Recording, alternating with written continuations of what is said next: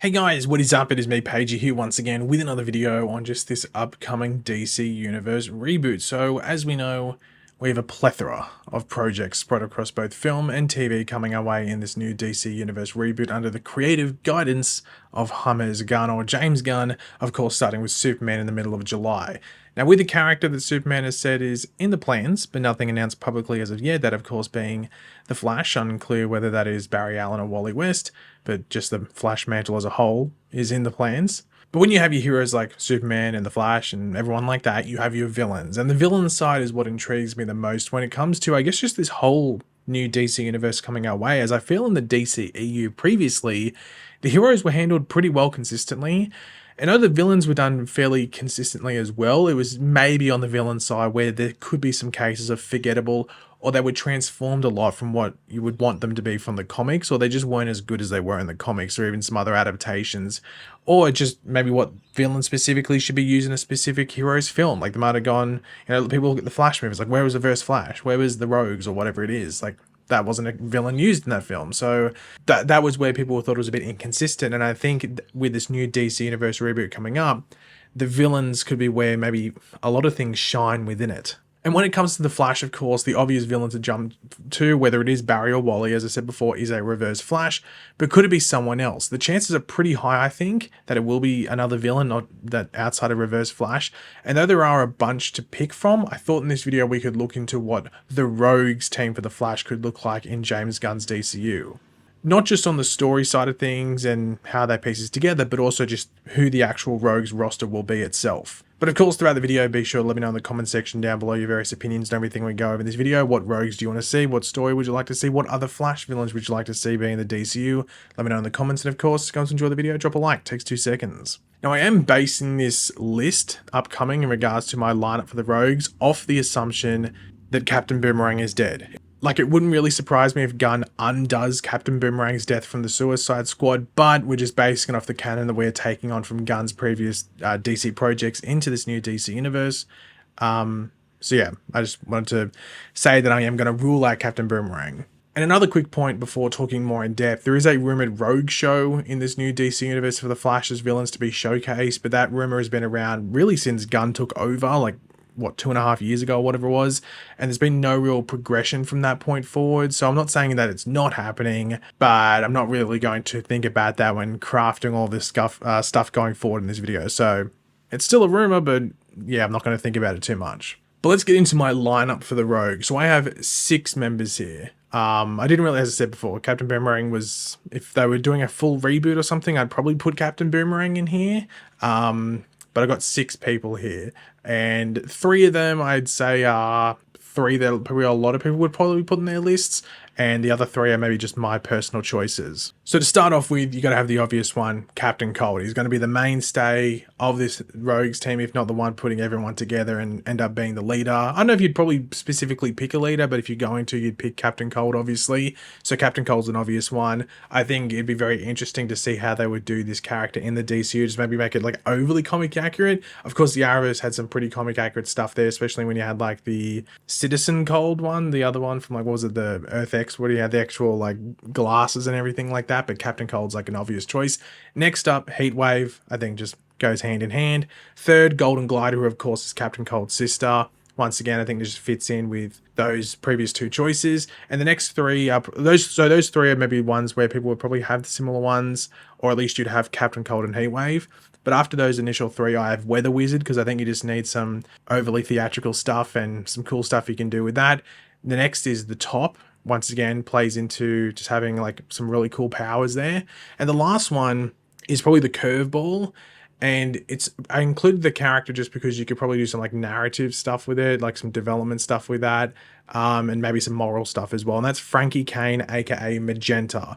Now, in the comics, there is a Wally West connection. You could keep the Wally West connection regardless of who is the Flash potentially, or you could just rule that out. I don't think it matters too much, but I think it's a character where maybe she gets her powers within the actual story of this film, or like it could be literally the opening scene if you really wanted to, as her getting her powers. I think she should be a rookie with her powers, but instead of going for the hero side, she's lent towards the villainous side and then being brought into the Rogues.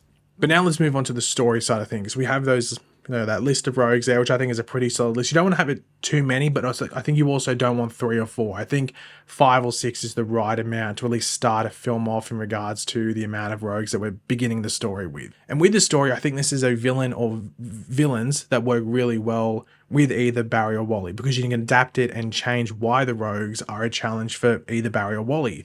For Barry, I think if we have Barry as our Flash, he is a much more experienced hero.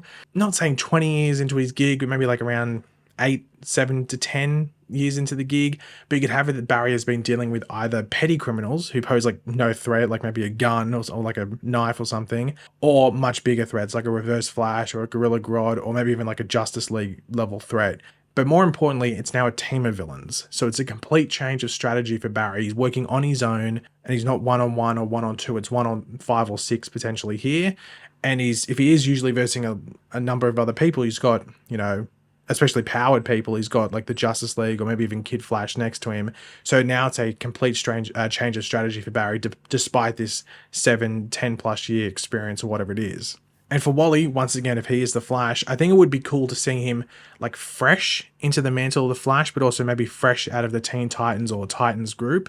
Not necessarily like day one as the Flash, though. You could easily do that if you really wanted to, but just maybe within like the first 6 months or maybe up to a year. But fresh enough into that role where he's used to working in a team, but now he's solo against this large team of powered villains. And you could even add in that this is why the rogues are together at this point. There was a weak point with this new speedster as the Flash, and they feel that this is their best chance to strike, especially if they come together. But outside of the Flash mantle holder with the rogues, I think them being somewhat fresh together as a team is the way to go as well. Not that, that every single one of them is new to each other. Of course, if you have Captain Cold and Golden Glider, they are brother and sister. And you can even use the comics origins with Heatwave and make it that him and Captain Cold were, foes and at each other's heads, but Captain Cold brought him into the rogues, or maybe him into a partnership, or with Golden Glider as a bit of a trio, and then that then leads into the rogues. But I think making that they knew about each other, like so Captain Cold knew about Weather Wizard and seen some of the stuff he did and vice versa, and Top had seen some stuff that Heatwave did. I think doing that and that they're just now teaming up, for the first time would be the way to go. And you can even have banter between some or even all of them in regards to previous times that they were stopped by the cops or maybe even the Flash when they were running around solo, maybe even Kid Flash, something like that. Like you could have it that Heatwave was stopped by Kid Flash and Weather Wizard goes, he was stopped by a 14-year-old, don't tell me what to do, something funny like that. But I think making some of the members known to each other and just, have previously worked together as well, and then having some maybe more powerful characters like Weather Wizard and Top being brought in so they get that, like extra edge against the Flash, it creates a pretty interesting team and dynamic and combination, but also more importantly, a legitimate threat for the Flash to deal with. Like on his own, the Flash can deal with Weather Wizard. Like it's a bit of a challenge because he's still got powers, but he can deal with him. But then if you chuck in that the Top is there as well, and then the Golden Glider is there as well, and then Captain Cold, like it becomes this big headache for the Flash to deal with. But as I mentioned previously with a character like Frankie Kane or Magenta, I think using her as like the development side throughout the villain side of a Flash film will be interesting, regardless of whether Wally or Barry is the Flash. If they want to have that common connection between herself and Wally still be a thing, though I don't think it's 100% necessary. If Barry is the Flash, Wally can still be Kid Flash at that point, and that's where you can connect it, like, oh, that's someone that Wally knew or something. But I think having her as someone who recently got her powers and is struggling with the morals of it, this pushing her to be maybe more of a villain, depending on her background and everything like that, and the rogues being what she gets pushed into would be an interesting thing to follow, and even her questioning her own morals throughout the film. Now, I'm not saying that by the end she goes, no, I'm going to be good, but I think it's maybe she doesn't do something over the top that helps maybe the Flash stop the rogues. Doesn't necessarily mean she's helping the Flash, but she just can't balance that. She just knows she can't push it that far, and it allows the Flash to get a bit of a leg up and actually stop the rogues or stop what the rogues are trying to do. In regards to the actual goals for the rogues, I think you just play it simple. Some might say it's boring, but I just think it fits.